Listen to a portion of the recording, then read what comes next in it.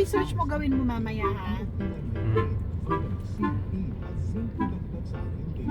Basta sa pag-aaral anak, tandaan mo, huwag puro dada ng dada. Ang lesson nandyan na yan. Tandaan mo, ang lesson nandyan na yan ha.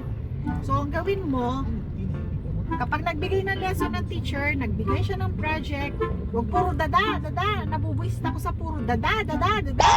Huwag ganon. Basta kapag nagbigay, ito ulitin ko ha, ulit-ulit na lang ha.